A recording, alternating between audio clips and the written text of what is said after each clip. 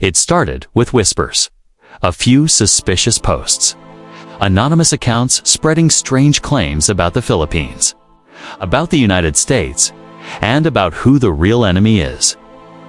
At first, no one noticed. But today, the truth is clear. A massive foreign propaganda operation has been uncovered, and its goal: to turn Filipinos against their own allies. Welcome to GeoFrontline, where we expose the shadows behind global power plays. For months, strange narratives flooded Filipino social media. Posts claiming that the U.S. was using the Philippines.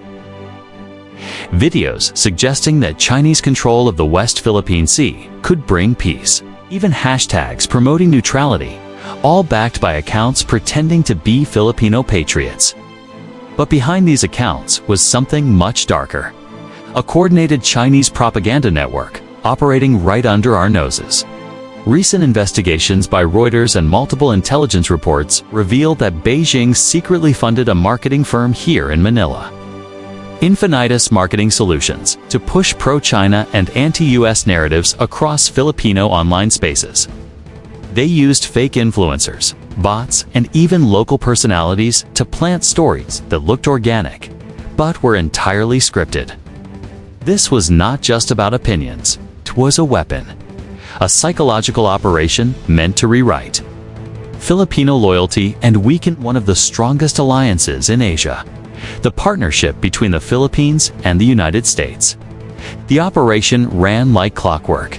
Content farms in Quezon City and Davao churned out posts every day, hundreds of them, all designed to look local. They used Tagalog slang, Filipino memes, even patriotic quotes. But the message was always the same: distrust the U.S., trust China. The scale of the deception is chilling.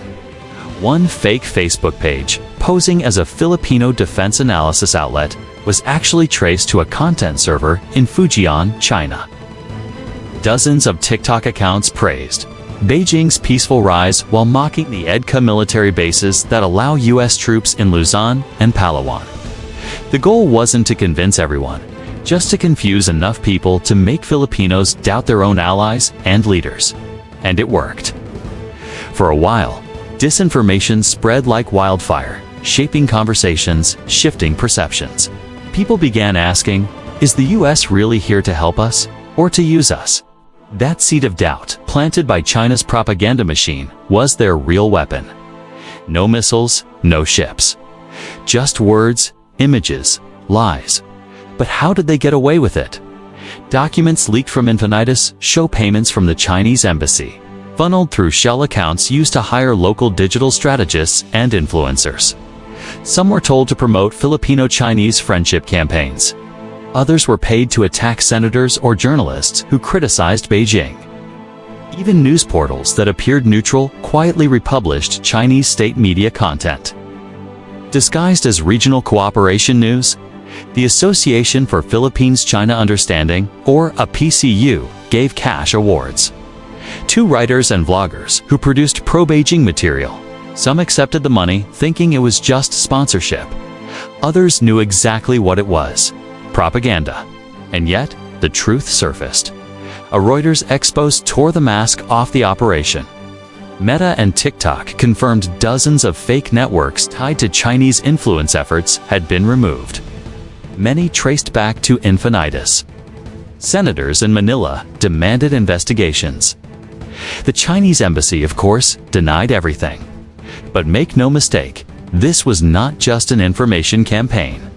It was an attack on Philippine sovereignty.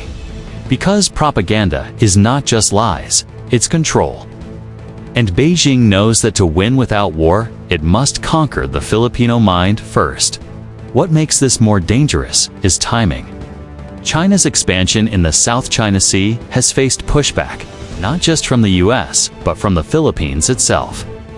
From resupply missions in the Ayungin Shoal to joint patrols with the U.S. Navy, Manila has drawn a red line. And every time the Philippines stands firm, Chinese propaganda intensifies. It's a battle for loyalty, not on the sea, but in cyberspace. The United States, for its part, is responding. American cybersecurity teams are now working with Filipino agencies to trace and dismantle Chinese disinformation clusters. Joint intelligence operations are identifying which accounts are being run from foreign servers.